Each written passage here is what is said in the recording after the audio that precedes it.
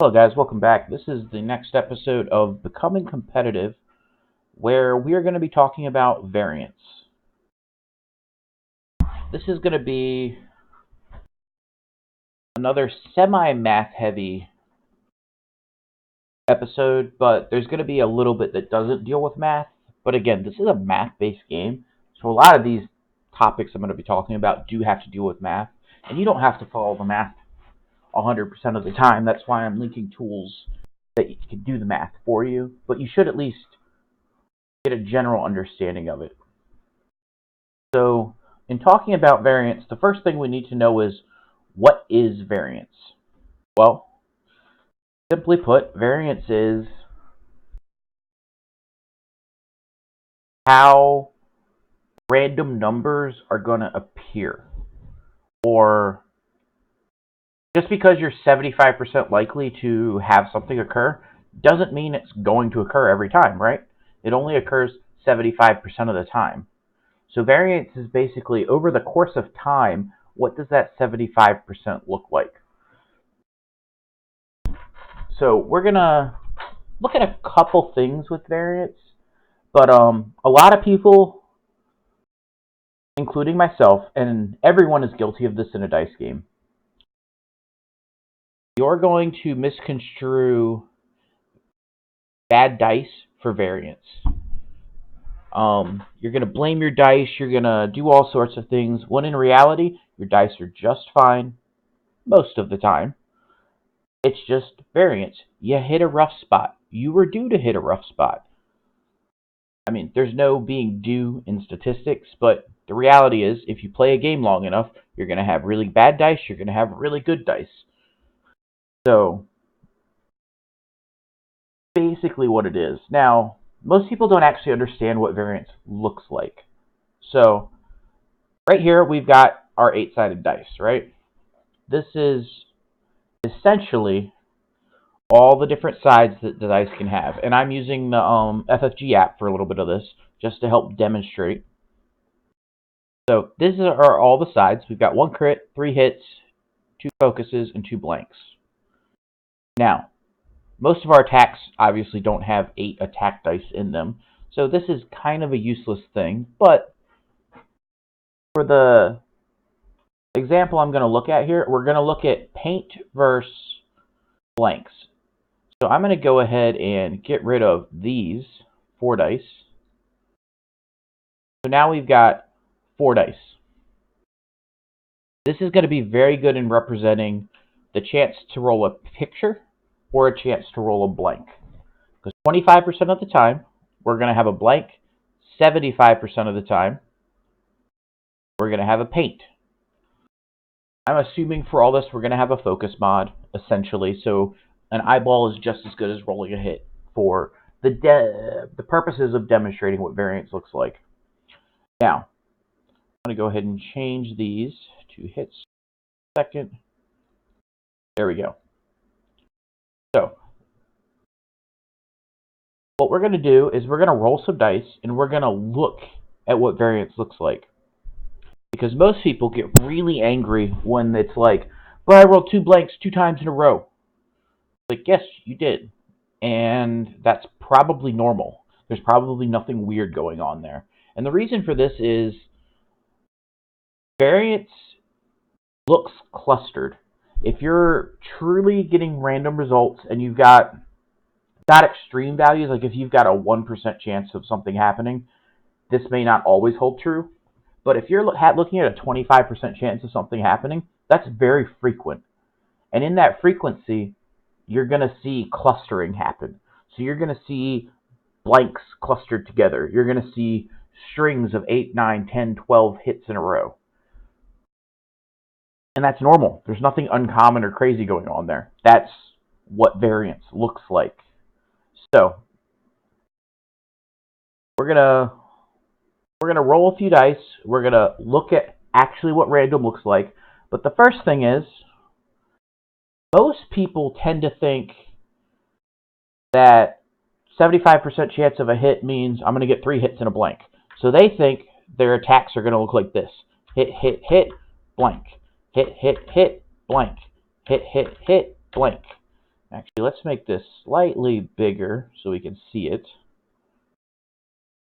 Boom. There we go. This is what they're expecting their attacks to look like, right?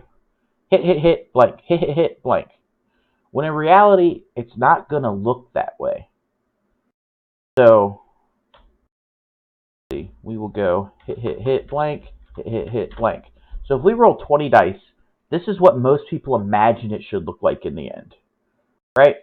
But that's not actually what it's going to look like. So, this is going to be a little tedious, but I do believe that the explanation and the visualization of this will help a lot. So I'm going to roll this single dice 20 times, and we're going to record it. So that counts as a hit. So we've got hit, roll. Now we've got blank, roll, blank. Here's our first cluster. Ooh, blank, hit, hit, hit, hit. And we're 8 in. Let me put spaces so I can actually see this slightly easier. Blank, hit, hit, hit, hit, hit. And this is a little tedious, but it definitely is going to be to serve a purpose. Hit. And then we've got our last set of 4. Blank, blank, ooh, blank, hit. All right, so with a 25% chance of rolling a blank, we generally expect to have 5 blanks over the course of our 20 rolls. In this case, we've got 3, 4, 5, 6, 7, 8. So we actually rolled pretty poorly here.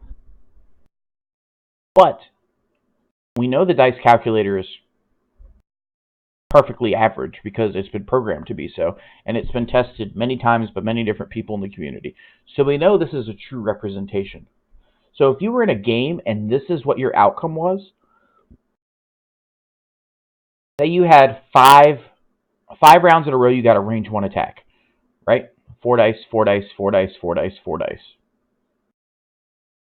What would end up happening here is that first roll is going to feel real bad, right? You roll hit and triple blank. That feels incredibly terrible. Then you roll your 4 hits. Then you roll what most people would be considered to be average, right? 1 miss, 3 hits. Then you roll another 1 miss, 3 hits, and then another 3 misses and a blank, or 3 blanks and a hit. So this is random. But notice we've got a clustering here. We've got a clustering here. We had 4 hits in a row. We had 5 hits in a row. So there was no 3 hit, miss, 3 hit, miss. That never happened. Not once in this did we get 3 hits and a miss back to back. And that's kind of a common thing. Now, of course, sometimes you'll see it show up because that's variance. Sometimes it will happen. But the reality is, variance looks clustered. If I were to do this again, we'd get something else. This very easily could have looked like this. These 3 misses at the end very easily could have just been hits. That easily could have happened. And again, we've got some clustering at the beginning and then 2 random shots in the middle. Nothing uncommon about any of this. So this is what true variance looks like. This is a common thing. We rolled bad. That's fine. Part of X-Wing is you're going to roll good and you're going to roll bad. But I want to... The purpose of this little talk is to say, just because you're rolling bad doesn't mean you're going to lose. It just means you rolled bad. So the next thing is there's going to be different types of variance. Well, I guess I should go on to... I briefly said it earlier, but I want to reiterate this point. Just because you're supposed to have something happen 75% of the time, that doesn't mean you always win. And I want to reiterate this point very much because this is a true thing about poker. I'm a huge poker player. I love playing poker. So you get pocket aces. You get all in against pocket kings. You're 80% to win that hand before the flop. You're 80% for your aces to beat the pocket kings. Well, what that means is you're supposed to win 80% of the time. You're also supposed to lose 20%. Just because you have an advantage does not mean you're supposed to win. It means you win more than you lose, but you still are supposed to lose sometimes. So keep that in the back of your mind. Just because you have an advantage or you put yourself in a good spot does not mean or guarantee you will win. It just means more likely than not you will win. So there's different types of variance. I'm going to briefly hit a few of these, and then we're going to go into some ways you can work around them or minimize them. So the first one is the one we just looked at, dice variance, right? Dice variance is going to play a role in every game because you're rolling dice. It's a dice game. We'll talk about minimizing them, but I want to get through the different types first. So then there's going to be list variance. Now there's two types of list variance here. The first one is going to be your list and how much variance your specific list brings. Local guy I know, really good player. Not going to name people in this because I don't want people to be embarrassed or whatever. I don't think most of them would be because I've had almost all these conversations with people before. But I'm going to leave names out of this series. But local guy, very good player. Likes to run a lot of generics. Well, if you're running, say, 4 X-Wings or 5 Cartel Marauders or a TIE, 2 generic TIEs and 4 Interceptors, something like that, you're running just a spam of generic ships. Well, the thing all of those ships have in common is they're one-action ships. You know, maybe they can action into barrel roll or something, but there's no focus evade. There's no focus target lock. There's no anything that resembles that. So what that list is doing is saying each and every single one of my shots, each and every single one of my defenses is going to be incredibly varied. But I'm kind of making up for that variance by having more stuff. So, like me personally, I like to fly 3-ship Imperial, sometimes 4-ship Imperial, but I've traditionally been a 3-ship Imperial player. Most every one of my ships can target lock focus, focus evade, boost barrel evade predator, something like that. I've got lots of ways to modify my dice, but I've only got 3 ships. Whereas he can only modify his dice one way. One way all the time, but he's got 6 ships. Now, that type of a list reduces variance in the fact that he's got a lot of ships. But it introduces variance in a separate way in the fact that at the beginning of the game, one bad roll, Interceptor's dead. You got a PS3 Interceptor, opponent rolled 3 hits, you blank, boom, Interceptor dead instantly. And now you're really far behind. You just lost, 18% of your list, 15% of your list, 20% of your list, whatever it is. You just lost a ton of points in one shot because of variance. So, while that list has some good advantages in the fact that it can lose a ship and still perform well, the problem is that list is going to perform very inconsistently over the course of a lot of games for the simple fact that individual dice rolls are going to play such a large part. Whereas that same Interceptor was a defender and it had a focus evade, even if it blanks out, it's still going to spend its evade. It's going to take 2 damage, but it's got 7 total health. So while that was a bad single attack, the ship didn't explode. It's still there. It's still got a focus. It could still survive probably more shots. And as long as it doesn't roll bad again, the ship's probably going to be okay. So your specific list and what kind of modification you could do in your list is going to play a role in the variance you experience in the game. So if all your ships are only single modded, expect your games to be more turbulent. Expect the dice to play a bigger role in them. Now, the other type of list variance is going to be your matchups. So in a local meta, whatever. I'm not concerned about local. I don't care about your Friday Night League. What I'm talking about is 6 rounds of Swiss. So when I go to Worlds or Nationals or a System Open, I'm going prepared to play 6 games of Swiss. So when I'm preparing my list, I'm thinking about what am I likely to run into? What do I need to be able to handle in the meta? What do I think I'm not going to see there? And a perfect example of this is at Worlds this year, I took my list and it did fairly not great against Nantex. In my practice, I was about 50-50 in the Nantex matchup, which in reality at Worlds means I was probably a 30% favorite to win.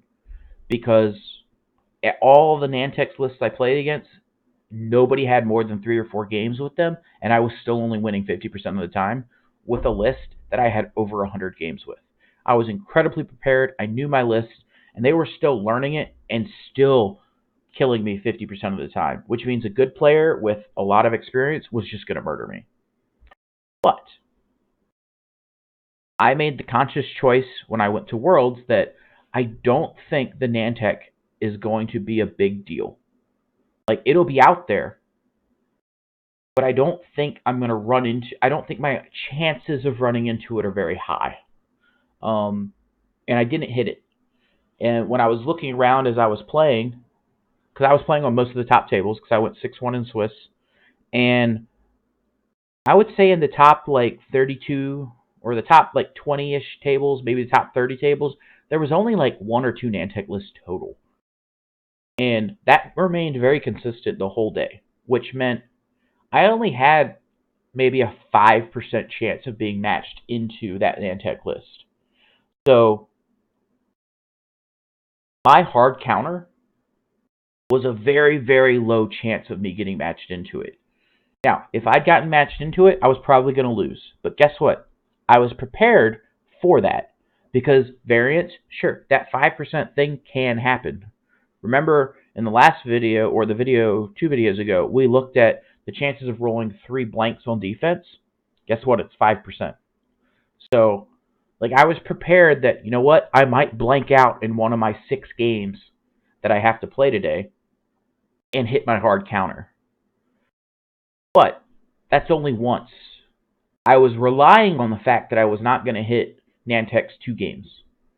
Because if I'd hit Nantex in 2 games out of my Swiss, I would have been in a lot of trouble. A lot of trouble. But I was looking at the meta going, I don't think that's a likely thing to happen. And it didn't, and so I got a little lucky there. But that's variance. I easily could have hit it once. And then there's a chance I could have hit it twice. And if that happened, you just have to look at it and go, man, that's unfortunate. There's nothing you could do about it. It's just unfortunate. And that's one particular way of looking at it. But you just got to kind of go with it. All right, so those are really the types of variants you're going to see. It's basically going to come down to the lists, what you get paired into, and dice variants. And I'm planning on doing a video later on about preparing for Swiss and getting through Swiss and whatnot. So we'll talk more about that later. But, I mean, your matchups are variant dependent. Like, you may get all good matchups all day. You may not see a single faction all day. You may hit 4 Imperial factions. And it's like, come on, why did 66% of my matches have to be Imperials? I'm not good at Imperials. Well, you just got unlucky. That's variance. So there's different types of variance. Now, the next thing I want to talk about is we're going to go back to dice variance and list variance a little bit. So, one of the lists I'm going to commonly talk about is Quad X-Wing. If you ever watched Sling Pink Gaming back in the day, or you're a fan of Berto, you've heard of the Baby Blues. 4 X-Wings, that's it, just 4 X-Wings. He flew it a lot in 1.0. I like that list because it does a few things. It provides a good core list. It's not a top tier competitive list by any means, but it's a good B plus list, right? Like it's a solid all around list. It's one of those benchmark lists where you're like, if I can't consistently beat that, my list probably isn't competitive viable because it doesn't excel at anything, but with the right variance, that list could technically beat everything. So we're going to use that list, and then I want to compare it to a very low variance list. So the list I flew at both Nova Open and Worlds was Psy with Tidal, Vader with Hate Afterburners, Passive Sensors, and then Echo with Passive Sensors and Fifth Brother. So let's pretend the Quad X-Wings jousts my list. Now, this is something I would never try to do with my whole list, just joust them. But let's, just for kicks and giggles, say that's what happened. I want to know who's likely to do the most damage, right? We've got 4 X-Wings, jousting, TIE Advanced, Vader, Echo, and a shuttle. What is likely to happen there? I'm curious. So what we're going to do is we're going to go to our handy-dandy probability calculator, and we're going to look at a couple things. And this is how using tools to your benefit can help you simulate things without actually putting them on the field. So the first thing I want to look at is, let's pretend none of his X-Wings die on my initial attack. And he decides he doesn't want to shoot Echo, he doesn't want to shoot Vader, he wants to shoot the shuttle. And I would do the same thing for Shuttle, Vader, and Echo. So we're going to just pretend right now he's shooting the shuttle. So he's got 3 dice, he's got a focus. Boom. Attack 1. Attack 2, he's got 3 dice, he's got a focus. Attack 3, 3 dice, focus. And attack 4, 3 dice, focus. Alright. We can do this, and let's see what his average hits are going to be. Oh, hold on. We need, our shuttle has 1 defense die. Play button. There we go. Alright. So remember, my shuttle has 10 hits. It has 10 total health. So 12% of the time, or 13% of the time, he's going to do 10 or more damage. And that includes my evades happening. So 13% of the time, he'll kill my shuttle. That's not a high percentage by any stretch of the imagination. I think the number really worth noting here is the 29% or the 30% here. He'll do 9 because that means that there's probably going to be 1 crit going into my hull here. So 30% of the time, there's going to be a 25% chance he kills me, if that makes sense. So I'm going to say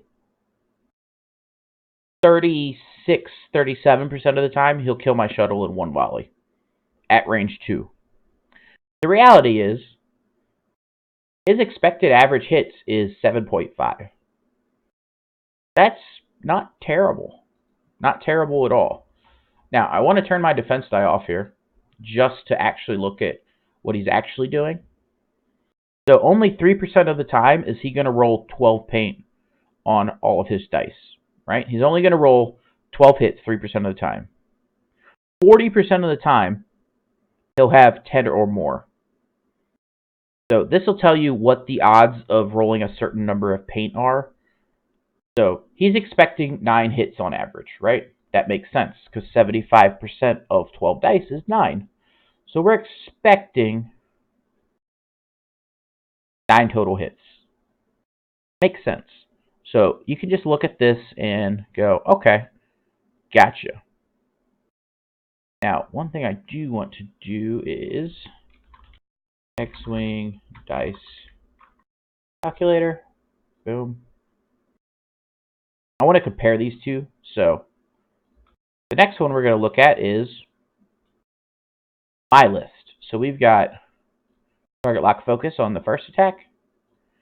Second attack, we've got force target lock. Third attack, we've got focus target lock. So, and this simulates Vader, Echo, and then the shuttle shooting. Now we're going to simulate this against, well, first we're going to simulate it against nothing. So I want to just see. Now, I want to make note of something here. I'm rolling 3 less attack dice, right? I have an entire less attack than the X-Wing player. He's expecting 9 total hits. I am expecting 8.2 total hits. That's an interesting number. I'm only expecting 0.8 less than him.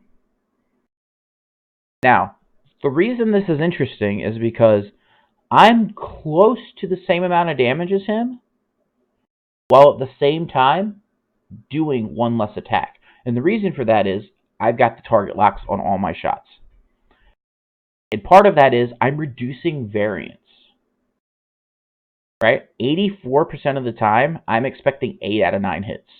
8 or 9 hits. That's incredibly high. That's a very large number.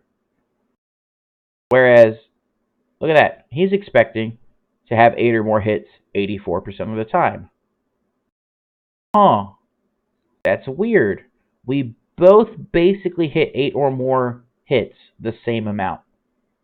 Now, because he's got more dice, he has the ability to variance himself up to 12 total hits.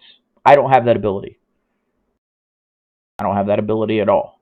But I'm still getting to this number quite frequently. Now, this is where the reliability of shots comes into play. Let's assume I'm shooting at his X-Wing, and he's got a focus token. It's all at range 2, and my Phantom attack 2 has juke. Now we're going to simulate this, because now we want to see, can my reliability of dice kill that X-Wing before it shoots? Because if it does, we then go back to this first one, and we have to take one of these attacks out.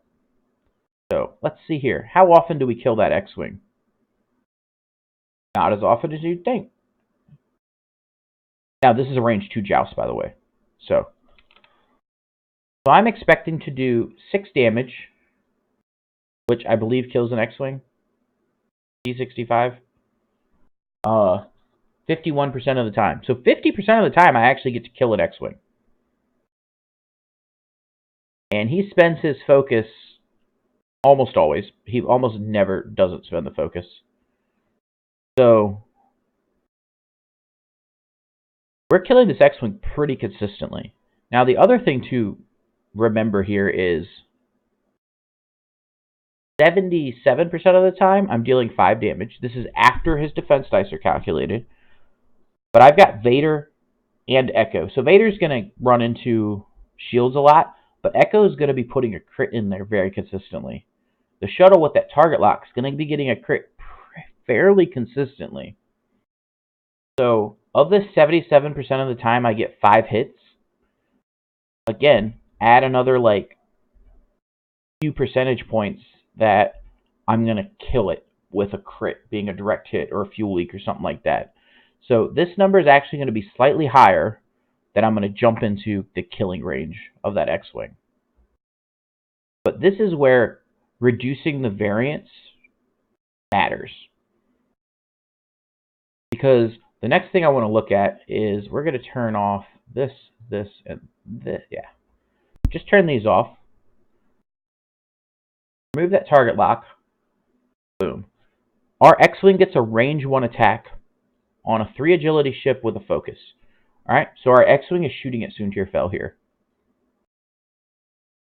So, when the X-Wing shoots at Soontir, what happens?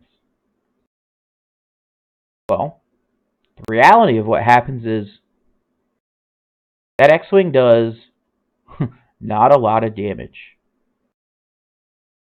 So this 4 would outright kill it, so we don't care about that. But only 12% of the time is the X-Wing going to get 3 damage through onto Soontir. So that your X-Wing lines up that nice range 1 on that full health ship, and guess what? Only 12% of the time do you kill it. That doesn't feel too good. In fact, 70% of the time, or if we come over here, 32% of the time, you're only doing 1 damage. 30% of the time, you're not even hitting it. So if we look at these two, 62% of the time when your X-Wing gets that beautiful range 1 on Soontir, you're not even doing more than 1 damage. That feels really bad. And so this is where variance comes into play, because you feel robbed when that range 1 on Soontir doesn't do much. But the reality is 62% of the time, it's not supposed to do much. And this is why variance is important, because you're rolling a single attack dice shot. And that means a lot of the time, you're going to roll blank, blank, hit, hit. You're only going to have 2 hits, and it's going to feel terrible, because you work so hard that whole game for that 1 shot. But the problem is, you're relying on variance for that shot.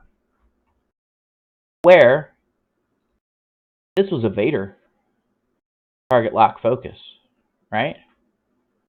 And he's got a ship ability that puts a crit in there. Now we take that same shot on Soontir. And wow. Now it changes from 62% of the time we do 0 or 1 damage to 6% of the time we don't do any damage. 28% of the time we only do 1 damage, but guess what? 95% of that time, it's a crit. So even on the bad end, you're normally going to get a crit through on Soontir with Vader. That feels good. And then 40% of the time, we're doing 2 damage. And 70% of that, there's a crit. That feels really good. And then 21 plus this 4% here, 25% of the time, Vader's just outright killing Soontir. So this is where, man, we worked that whole game for Vader to get that range 1 on Soontir, and guess what? We've reduced our variance of it going poorly. That X-Wing, yep, it's got a 62% chance of just doing 1 damage. That sucks. Vader, on the other hand, he's got a 35% chance of doing no damage, but the reality is he's got a 25% chance of outright killing it, and then a 40% chance of doing a hit crit. That feels way better. And this is where making sure your list has mods come into play. When your list has modification, double modification, juke, extra things that really reduce that dice chance, when you get that one single great opportunity, you're more likely for it to succeed. So when you're looking at lists, you really need to choose. Do I want the 5 or 6 ships, or do I want the 3 ships with hyper accuracy? Because it's a hard choice. It really is. And that 6 ship list, when it gets that range 1 finally, and it just doesn't work, it feels bad.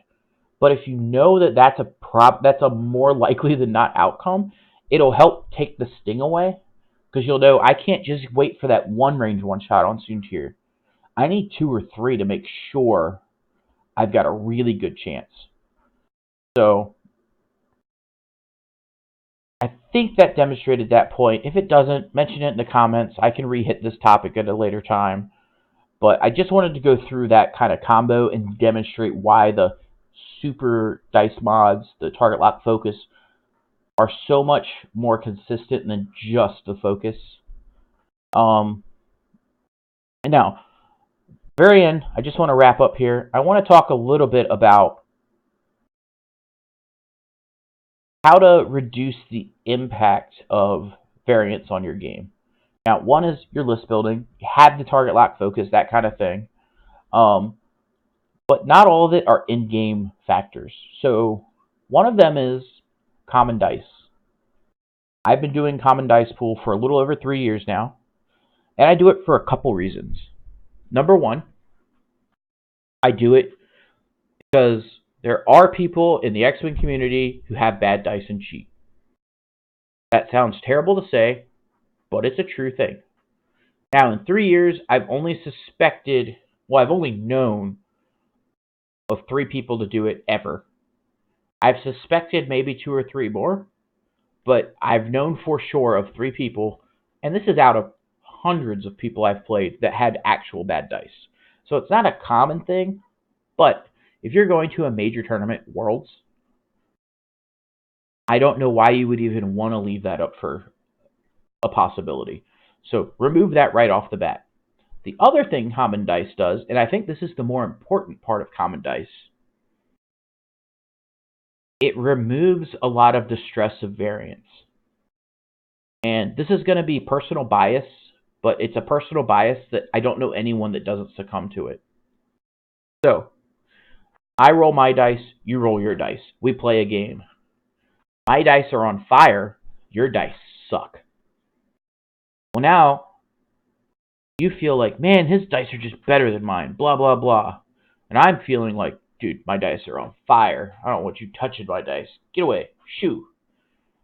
The reality is, both the dice are probably the same, for the most part. Very few people cheat in this game. So, the reality is, it's variance taking its part. But, if we're both using the same set of dice, and you're rolling on fire and I'm not, we can't blame the dice. We're using the same dice. It takes that entire element of blame out of the game. And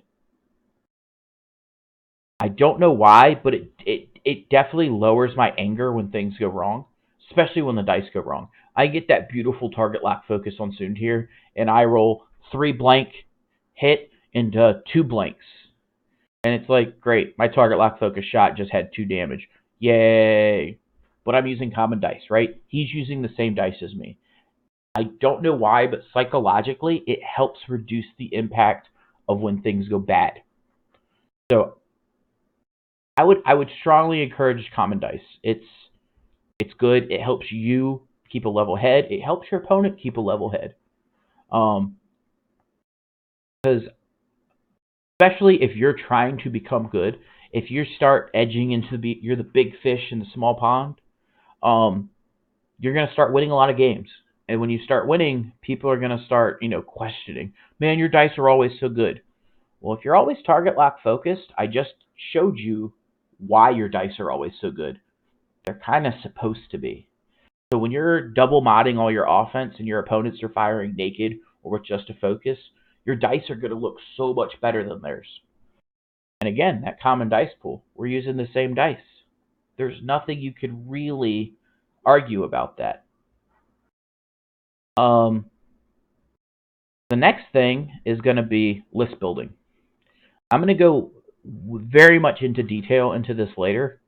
There's going to be an entire video or multiple because list building is a huge part of the game. But when you're trying to reduce variance, your list needs to do 2 things. Because everyone's trying to counter the meta. That's a key thing. And I have fallen subject to this in the past. I will figure out a list that counters the meta and then forget about the whole rest of the field. Because the reality is, when you go to a major tournament, like a System Open, Regional, Worlds, anything like that, maybe not Worlds so much. Worlds is a little heavier towards whatever the meta actually is. But a Continental, a System Open, stuff like that, there is a meta. But the problem is, the meta only represents anywhere from 20 to 40% of what the field is. Which means 60% of the field is going to be like, huh, I never thought of putting those ships together. Huh. That's 7 That's 7 naked TIE fighters. Why? I don't understand. Or just, random things you've never seen before. So your list needs to do one of two things. It needs to do two things. One, it needs to handle the meta. Two, it needs to handle everything else. Um, so I have fallen subject to coming up with a list, only practicing for the meta, and then getting into Swiss and being like, oh crap, I forgot to practice for the field. I can't beat the first 3 rounds where it's just random. So don't forget to make a list that can handle, everything. So that's one thing. And then the next is going to be understanding variance is going to help. If you understood a lot of what I was saying here, if you understand the math, oh, blanks are going to cluster sometimes. Oh, I'm going to have a bad roll. Oh, just because I'm a 90% chance to kill this ship here, guess what? That still means 10% of the time that ship should live. If you can understand those things, just the understanding will help you mentally. But in addition, you're going to get pissed off. Something's going to go wrong, and you're a human. There's nothing you can do about that. So when you roll those 4 blanks on your range 1 attack, and you got your target lock and re-roll into 2 or 3 more blanks, what you need to do is don't yell at your opponent. Breathe. Take a minute. Walk away. Get a drink of water. Just say, I need 30 seconds. Step away from the table. It's fine. Because I'll tell you right now, your opponent will appreciate it. Don't yell at your opponent. That's rude. Your opponent will appreciate it. You will calm down. And it'll give you a second to reconsider. Because very few games come down to a single shot. Some do, but very few do. Very, very few. So breathe. Take a moment. When something goes terribly wrong, take that 30 seconds, that minute to just get a drink of water. Step away. Recenter yourself. Calm down. And then have fun. This is meant to be a fun game. Yes, at Worlds, you're in the top 16. You're like, all right, I'm here. I'm trying to win. You've got visions. You're thinking of what's going to happen if you win this tournament. Okay, that's cool. The reality is you're not going to win. Why? One person wins Worlds. One person wins the System Open. One person is going to win that regional where there's 50 people there. The reality is it's not you. It might be you. But if you're going to go to 15 major tournaments, if you win one, you've done great. If you win more than one, you're insane. The reality is you're not meant to win most of these games. Why? There's just too many people. So have fun. You're there to enjoy the game. Make sure you're having fun. Talk to your opponent. It's weird how many times I go to a major tournament and my opponent won't even speak to me. Talk. Make friends. Have fun.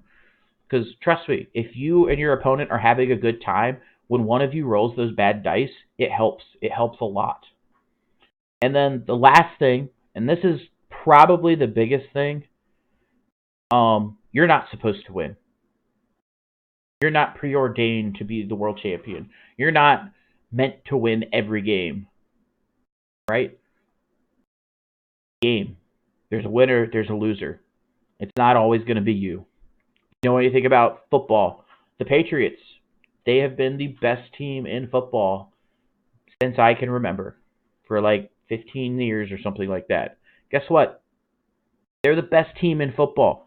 No one can even say there's another team that's better than them in the last 15 years. And they still only win the Super Bowl like 25% of the time. Just because you're the best player at your local tournament doesn't mean you're supposed to win the tournament. It means you're likely to, but it doesn't mean you're supposed to. It's not yours to win or lose. Right? You're all there. Sometimes things are going to go wrong. And look at the grand scheme of things. If you play 12 local tournaments throughout the year, maybe your store has a monthly tournament. You're the best player in your little fishbowl, right? You got 15 local players, that's it, and you got 12 tournaments throughout the year. If you win 3, 4, 5 of those, no one looks at you bad. They're like, man, that guy's good. That's what they're thinking. Just because a game goes wrong, you don't win this day, a dice roll fails, none of that means you're a bad player. Trust me, I learn way more from losing than I ever do from winning. So at some point there will be a more detailed deep dive, a more math heavy, because as much as I went into some numbers here and some math, this was not a math heavy scenario. This was just an outer glossing on variance. But hopefully this helps you understand a little more about variance, a few of the ways to deal with it. Um, but yeah, just remember, have fun, play the game. We're trying to win. That's why you're watching the video. You want to win, but you're not meant to. You're not preordained to. Sometimes things go wrong, and you got to get around that. But guys, I'm Dave. It's been a blast. I'll see you in the next episode. Have a good one.